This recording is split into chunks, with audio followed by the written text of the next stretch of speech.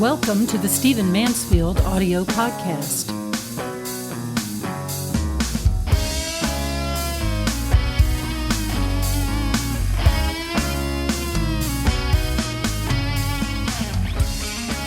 Well, I'm on location in Washington, D.C. as I record this, and I want to talk to you about the new Pope.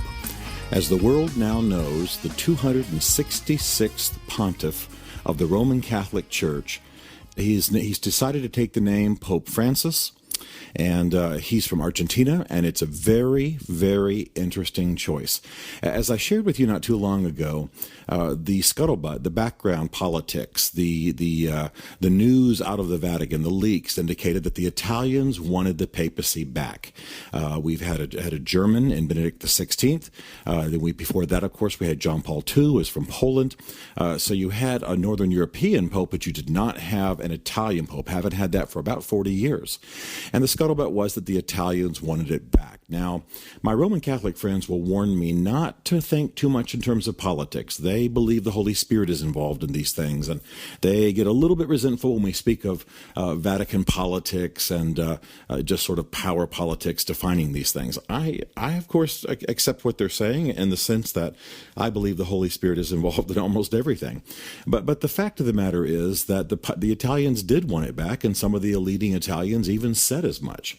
The church did not choose, the Curia, the cardinals did not choose a young reformer. And that's what's really interesting. The Roman Catholic Church is dealing with unbelievable scandals throughout the entire world. It's dealing with sort of an upheaval within the Vatican itself, great tensions and conflicts and criminal activity. Even the recent Pope's own butler has been charged with crimes that include taking the Pope's papers off his desk. The bank is in scandal. The mafia is all shot through the Vatican bank. It really has been a mess and an embarrassment. And that's aside from, of course, the pedophilia scandals among the priesthood. So what many people expected is that we would have a younger Pope, a young reformer, perhaps a little bit more moderate theologically, certainly more of an outsider who would come in and have many, many years to make a change in the structure of the church. Well, instead, the man chosen is a 76-year-old man. Now, whatever other benefits may be coming into the papacy with him, and we'll talk about that in a moment, the fact is they did not choose a man who's going to have many, many years in leadership. I mean, when you appoint a 76-year-old man, you're not thinking in terms of 20 years like you might have been with a younger man. Granted, popes tend to be older, of course, because they are sort of elder statesmen within the church. But you could have had a man who was younger. Certainly John Paul II was younger when he was appointed, and therefore there was almost a quarter century of his papacy and much energy put into it. This man, though, Pope Francis, is doing some very interesting things. Even though he's not going to have years and years and years of leadership, the fact is that he is a man of the poor. He is a man who has worked in the quote-unquote third world. He's a man who's known for having deep compassion for the handicapped and the infirm and the poor. He has already said that he wants a poor church that is turned towards the poor. It's very unusual, very, very odd, given that the Roman Catholic Church per capita is one of the wealthiest organizations in the world. And I think it's also interesting that he has demonstrated this in such practical ways. When he left one of the installation ceremonies, he did not get into his papal limousine. Instead, he went and got on one of the Vatican's buses where all the cardinals were on. They had a bus to take all the cardinals back to where they were going after this ceremony. And Pope Francis got on that bus rather than in his private sort of semi-stretch Italian-looking Mercedes. Very, very interesting. He stopped and hugged people who were infirm, in wheelchairs, on crutches, who were obviously mentally ill. I don't think this is just theater. I think the man seriously is turned towards the poor, turned towards the needy, very much has a heart for that. That's a good sign. However, a couple of different factions are going to be very disappointed with this man. First of all, the people who were hoping for some degree of theological liberalization are not going to be happy with this man. He is a conservative's conservative. He is an old school South American Roman Catholic. And Roman Catholicism in South America is for the most part, the mainstream version anyway, is very conservative, very old school. In his opening talk, his speech that he made upon being announced, upon all of us hearing the words "Habemus Papam," we have a pope. He was very Roman Catholic in his proclamation. Now, I know some of you are giggling. Well, of course the Pope's Roman Catholic. No, what I mean is he was alluding to Joseph as symbolic of the church because he took care of Mary and the Christ, and talked about the Josephine obligations upon him in the Petrine office, meaning that, him in the shoes of the fishermen, as they say, in the descendant of the Apostle Peter, would have a sort of a Joseph's office kind of thing, that kind of responsibility. Very interesting, very old school. I don't think you would have heard John Paul II saying this kind of thing. So he's signaling that he is a conservative. Those who were hoping for someone who might liberalize the issue of the marriage by priests, gay rights, things of that nature. Abortion? No, it's not going to happen. This is an old school Roman Catholic. He is as theologically and socially conservative, I would say socially on these major moral issues, as socially conservative as John Paul II or Benedict ever were. And I think where you're going to see the most liberalization, so to speak, is in the area of turning towards the poor, giving to the poor, being concerned for the poor.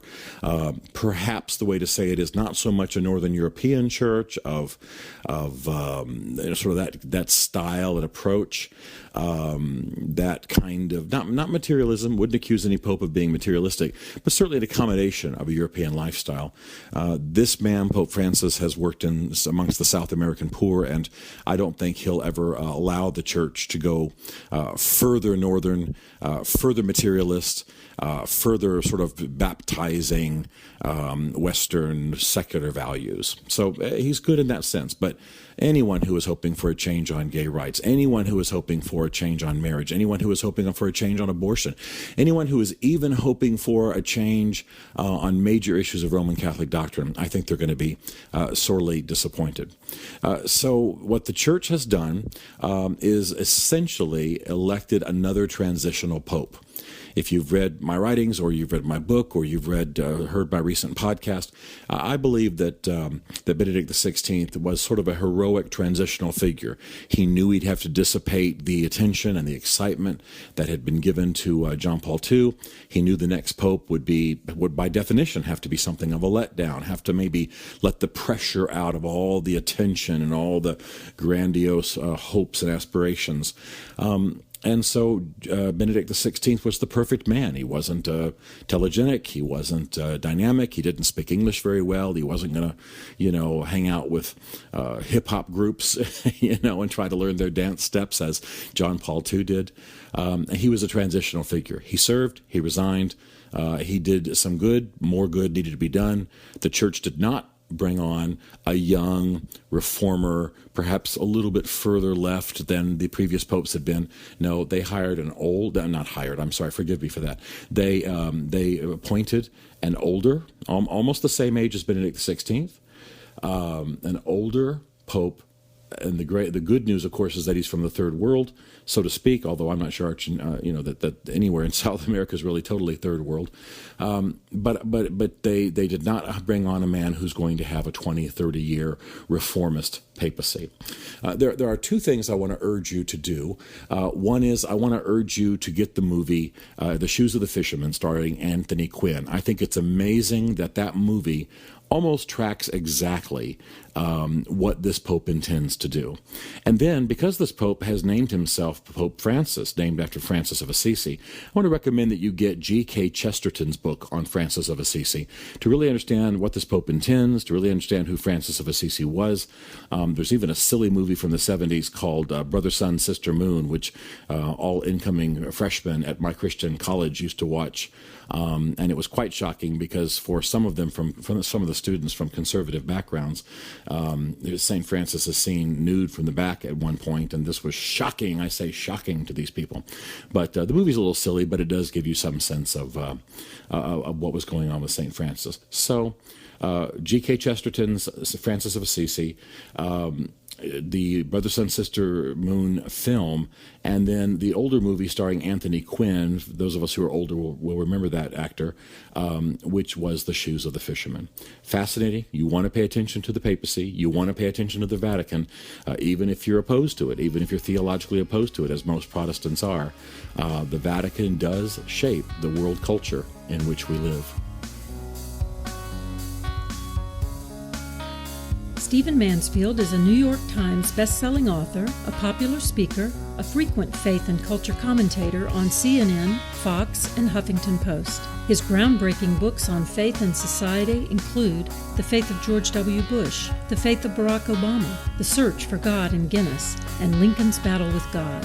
You can learn more about Stephen at mansfieldgroup.com and connect with him on Facebook and on Twitter under the name Mansfield Writes. The Stephen Mansfield podcast is produced by Isaac Darnell, who also wrote, performed, and produced the Rockin' and Rollin' podcast theme song. This is a Chartwell Literary Group production.